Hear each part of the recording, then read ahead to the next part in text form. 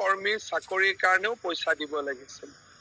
অংগনবাদী কৰ্মী সহায়িকাৰ কাৰণেও পইচা দিবলগীয়া হৈছিল। আনকি মিড ডে মিল ৱৰ্কাৰৰ পোষ্ট পাবৰ কাৰণেও পইচা দিবলগীয়া হৈছিল। তলত যদি 1 লাখ টকা দিবলগীয়া হৈছিলে, DSP ACSৰ চাকৰিৰ কাৰণে 1 কোটিলৈকে দিবলগীয়া হৈছিলে। তাৰমানে 1 লাখৰ পৰা 1 কোটি প্ৰত্যেকটো চাকৰিৰ এটা ৰেট আছিলে কংগ্ৰেছৰ দিনত।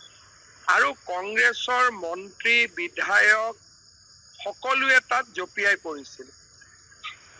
প্ৰধানমন্ত্ৰী নৰেন্দ্ৰ মোদী ডাঙৰীয়াই চৰকাৰ গঠন হওঁতে আমাক সকলোকে নিৰ্দেশ দিছিল যে নিযুক্তিৰ প্ৰক্ৰিয়া নিকা কৰিব লাগে, ট্ৰান্সপাৰেণ্ট কৰিব লাগে, স্বচ্ছ কৰিব লাগে।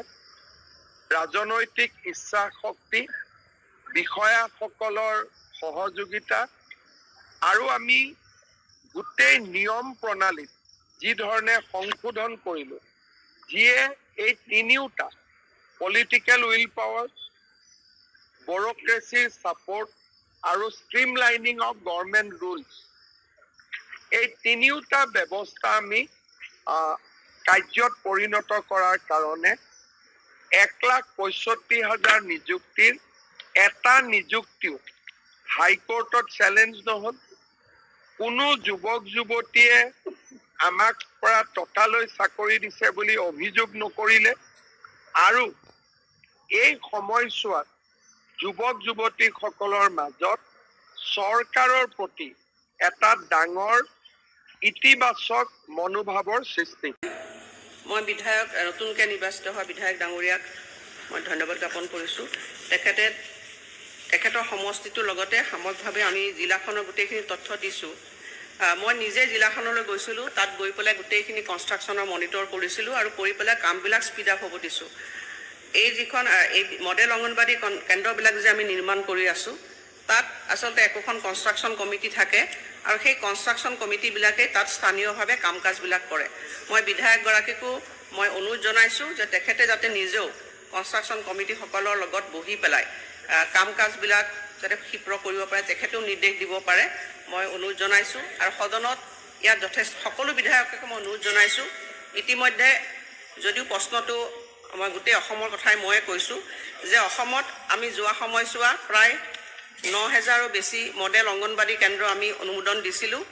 আৰু সেই মডেল অংগনবাদী কেন্দ্ৰসমূহৰ ভিতৰত প্ৰায় 4,000ৰো বেছি কেন্দ্ৰ ইতিমধ্যে নিৰ্মাণ হৈ উঠিছে। আৰু যিখিনি কেন্দ্ৰ ইতিমধ্যে আণ্ডাৰ কনষ্ট্ৰাকশ্যনত আছে, সেই কামখিনি ক্ষীপ্ৰতৰ কৰিবৰ কাৰণে মই নিজেও জিলাবিলাকলৈ গৈছোঁ আৰু আহিব লগা সময়ছোৱা মই জিলাবিলাকলৈ নিজে যাম আৰু বিধায়কসকলৰ লগত থাকি পেলাই সেইখিনি যিমান পাৰোঁ আমি স্পীড আপ কৰিবৰ কাৰণে চেষ্টা কৰিম।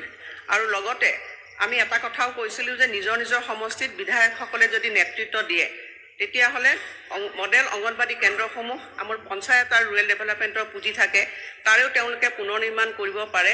আৰু ইতিমধ্যে আমি কেন্দ্ৰীয় চৰকাৰলৈ আমি লিখিছোঁ যে অসমত বাকী থকা যিবিলাক মডেল অংগনবাদী কেন্দ্ৰ আছে তাৰ পুনৰ নিৰ্মাণৰ কাৰণে আমি পুঁজি বিচাৰিছোঁ। আৰু আমি ইতিমধ্যে অসম চৰকাৰকো আমি তেওঁক অনুৰোধ জনাইছোঁ যাতে আহিব লগা সময়ছোৱা আৰু মডেল অংগনবাদী কেন্দ্ৰ ৰাজ্যখনত নিৰ্মাণ কৰিবৰ কাৰণে বিভাগক পুঁজি প্ৰদান কৰে। যদি পুঁজি সাপেক্ষে আমি এই নতুনকৈ মডেল অংগনবাদী কেন্দ্ৰ আমি ৰাজ্যখনত গ্ৰহণ কৰিবৰ কাৰণে আমি সদায় প্ৰচেষ্টা গ্ৰহণ কৰি আছোঁ। অধ্যক্ষ মহোদয়, তাৰমানে মই আকৌ জানিব বিচাৰিছিলোঁ, এই যে ভেকেণ্ট হৈ থাকিল কৰ্মী আৰু হেল্পাৰৰ ভেকেণ্ট পোষ্টটো আচলতে এটা নিয়মীয়া প্ৰক্ৰিয়া। ভেকেণ্ট হয়, আমি পোষ্টবিলাক ফিল আপ কৰি থাকোঁ। আপোনাৰ যদি কিবা আপোনাৰ সমষ্টিত তেনেকুৱা ধৰণৰ ভেকেণ্ট পোষ্ট আছে মোলৈ লিখিব, মই সেইখিনি পূৰণ কৰিবৰ কাৰণে আপুনি নিৰ্দেশ দিম। মই এপইণ্টমেণ্টৰ কথাখিনি কৈছোঁ, আমাৰ বৰা ডাঙৰীয়াই সঠিকভাৱে কৈছে, তেখেতে সঠিকভাৱে কৈছে, মোকো কৈছে। মই তেখেতে আশ্বস্ত কৰিছোঁ যে মই এই বিষয়ত চাম যাতে কোনো ধৰণৰ অসুবিধা নোহোৱাকৈ আমি ভেকেঞ্চি পোষ্টবিলাক ফিল আপ কৰিব পাৰোঁ। 1 নম্বৰতে। 2 নম্বৰ কথা, আমাৰ ভূপেন বৰা ডাঙৰীয়াই যিখিনি কৈছে তেখেতক মই অৱগত কৰিছোঁ যে ইতিমধ্যে আমি মডেল অংগনবাদী কেন্দ্ৰ আমি সাজিলোঁ, তাৰ কাম চলি আছে। হয়তো অতি কম সময়ৰ ভিতৰতে সেই 9,000 আমি সম্পূৰ্ণ কৰিব পাৰিম। ইয়াত বিধায়কসকলেও সহযোগিতা আছে। আৰু আপোনাক মই জনাবলৈ পাই ভাল পাইছোঁ যে অসমৰ এই মডেল অংগনবাদী কেন্দ্ৰই দিল্লীত আমি যেতিয়া ৰিভিউ কৰিছিলোঁ, আমাক ভাৰতবৰ্ষৰ ভিতৰতে এটা বেষ্ট মডেল বুলি পেলাই তেওঁলোকে আমাক স্বীকৃতি প্ৰদান কৰিছে। কাৰণ আপোনালোকে জানে যে অসমৰ বাহিৰতো যদি আপোনালোকে যায়, ইমান সুন্দৰকৈ কনষ্ট্ৰাকশ্যন কৰা মডেল অংগনবাদী কেন্দ্ৰ ভাৰতবৰ্ষতো পাবলৈ টান। গতিকে মই বিধায়কসকলক বিশেষকৈ ধন্যবাদ দিছোঁ। তেখেতে নিজে এইবিলাক কাৰ্য সম্পন্ন কৰিছে আৰু বাকীখিনিও তেওঁলোকে কৰিব। অসমৰ মুখ্যমন্ত্ৰী ডাঙৰীয়াকো মই জনাইছোঁ যে যিখিনি আৰু থাকি গৈছে সেইখিনিও যাতে আমাৰ বিভাগটোক সেইখিনি কামো যদি আমি আগবাঢ়ি যাব পাৰোঁ পৰ্যায়ক্ৰমে, তাৰ বাবে আমি অনুৰোধ জনাইছোঁ। আমি আশা ৰাখিছোঁ ভৱিষ্যতে হয়তো আমি এইখিনি কামো আগবাঢ়ি যাব পাৰিম। আৰু তৃতীয়তে আপোনালোকক কৈছোঁ যে আজি যিসকল অংগনবাদী কৰ্মী আৰু সহায়িকা আছে, যোৱা বাজেট অধিৱেশনত বা বাজেটত ঘোষণা কৰা হৈছিল যে অংগনবাদী কৰ্মী সহায়িকাসকল বা আশা কৰ্মীসকলৰ যি ছাৰ্ভিচ, সেই ছাৰ্ভিচৰ ৰিকগনিশ্যন দিছে। আৰু ভাৰতবৰ্ষৰ ভিতৰত অসমে একমাত্ৰ ৰাজ্য যি বিগত 5 বছৰত অংগনবাদী কৰ্মী আৰু সহায়িকাসকলৰ দৰমহা বা মজুৰি বৃদ্ধি কৰিবলৈ সক্ষম হৈছে। গতিকে মই প্ৰথমতেই কৈছোঁ যে অংগনবাদী কৰ্মী সহায়িকাসকলৰ সকলো ক্ষেত্ৰত চৰকাৰখনে কাম কৰিছে। তেওঁলোকৰ যোৱা সময়ছোৱাত পুঁজি বৃদ্ধি কৰা হৈছে। লগতে তেওঁলোকৰ যিটো ৰিটায়াৰমেণ্ট বেনিফিট, ভাৰতবৰ্ষৰ কোনো এখন ৰাজ্য নাই যি অংগনবাদী কৰ্মী সহায়িকাৰ ৰিটায়াৰমেণ্ট এজ আমি 60 ইয়াৰ্ছ কৰিছোঁ আৰু লগত তেওঁলোক ৰিটায়াৰমেণ্ট বেনিফিট দিছে।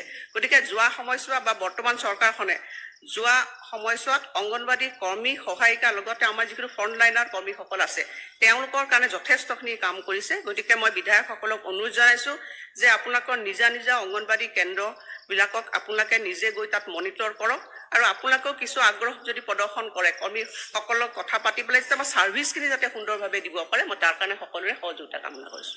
আমিনুৰ ৰছিদ চৌধুৰীৰ এটা ৰিমেপিঙৰ কথা এটা আছিল। মেডাম, তেখেতে হ'ব মই কৈ আছোঁ, তেওঁ এটা ৰিমেপিং কৰাৰ কথা কৈছে। তেখেতে এই কথাখিনি কৈছে যে আমাৰ যেতিয়া সমষ্টি পুনৰ গঠন হৈছে তাৰ পিছত কি হৈছিলে, আমাৰ যিবিলাক ডেভেলপমেণ্ট ব্লকবিলাক আছিলে সেই ডেভেলপমেণ্ট ব্লকৰ ৰিঅৰ্গেনাইজেশ্যন হ'ব লাগে, এডপাৰ হ'ব লাগে, সেই কামখিনি আমি কৰি আছোঁ। সাপেক্ষে আমি এই নতুনকৈ মডেল অংগনবাদী কেন্দ্ৰ আমি ৰাজ্যখনত গ্ৰহণ কৰিব কাৰণে আমি সদায় প্ৰচেষ্টা গ্ৰহণ কৰি আছোঁ। তাৰ অধ্যক্ষ মহোদয়, তাৰমানে মই আকৌ জানিব বিচাৰিছিলোঁ এই যে ভেকেণ্ট হৈ থাকিল কৰ্মী আৰু হেল্পাৰৰ ভেকেণ্ট পোষ্টটো আচলতে এটা নিয়মীয়া প্ৰক্ৰিয়া। ভেকেণ্ট হয়, আমি পোষ্টবিলাক ফিল আপ কৰি থাকোঁ। আপোনাৰ যদি কিবা আপোনাৰ সমষ্টিত তেনেকুৱা ধৰণৰ ভেকেণ্ট পোষ্ট আছে মোলৈ লিখিব, মই সেইখিনি পূৰণ কৰিবৰ কাৰণে আপুনি নিৰ্দেশ দিম।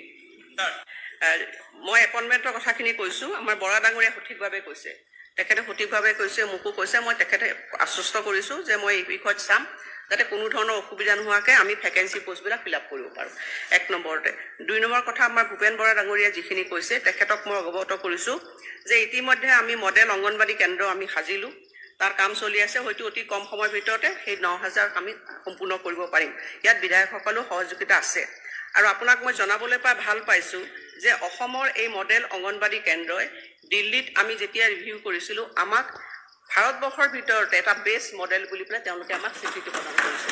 কাৰণ আপোনালোকে জানে যে অসমৰ বাহিৰতো যদি আপোনালোকে যায় ইমান সুন্দৰকৈ কনষ্ট্ৰাকশ্যন কৰা মডেল অংগনবাদী কেন্দ্ৰ ভাৰতবৰ্ষতো পাবলৈ টান। গতিকে মই বিধায়কসকলক বিশেষকৈ ধন্যবাদ দিছোঁ। তেখেতে নিজে এইবিলাক কাৰ্য সম্পন্ন কৰিছে আৰু বাকীখিনিও তেওঁলোকে কৰিব। অসমৰ মুখ্যমন্ত্ৰী ডাঙৰীয়াকো মই জনাইছোঁ যে যিখিনি আৰু থাকি গৈছে সেইখিনিও যাতে আমাৰ বিভাগটোক সেইখিনি কামো যদি আমি আগবাঢ়ি যাব পাৰোঁ পৰ্যায়ক্ৰমে, তাৰ বাবে আমি অনুৰোধ জনাইছোঁ। আমি আশা ৰাখিছোঁ ভৱিষ্যতে হয়তো আমি এইখিনি কামো আগবাঢ়ি যাব পাৰিম। আৰু তৃতীয়তে আপোনালোকক কৈছোঁ যে আজি যিসকল অংগনবাদী কৰ্মী আৰু সহায়িকা আছে, যোৱা বাজেট অধিৱেশনত বা বাজেটত ঘোষণা কৰা হৈছিল যে অংগনবাদী কৰ্মী সহায়িকাসকল বা আশা কৰ্মীসকলৰ যি ছাৰ্ভিচ, সেই ছাৰ্ভিচৰ ৰিকগনিশ্যন দিছে।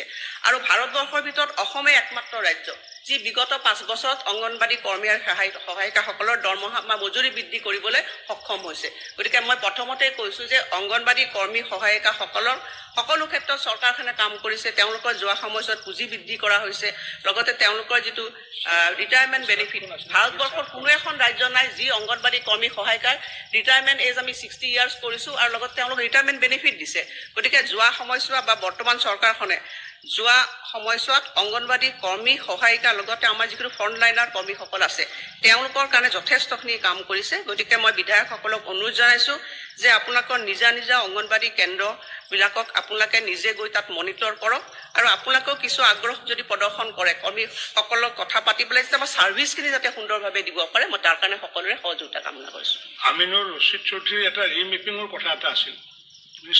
মেডাম, তেখেতে হ'ব মই কৈ আছোঁ, তেওঁ এটা ৰিমেপিং কৰাৰ কথা কৈছে। তেখেতে এই কথাখিনি কৈছে যে আমাৰ যেতিয়া সমষ্টি পুনৰ গঠন হৈছে তাৰ পিছত কি হৈছিলে, আমাৰ যিবিলাক ডেভেলপমেণ্ট ব্লকবিলাক আছিলে সেই ডেভেলপমেণ্ট ব্লকৰ ৰিঅৰ্গেনাইজেশ্যন হ'ব লাগে, এডপাৰ হ'ব লাগে।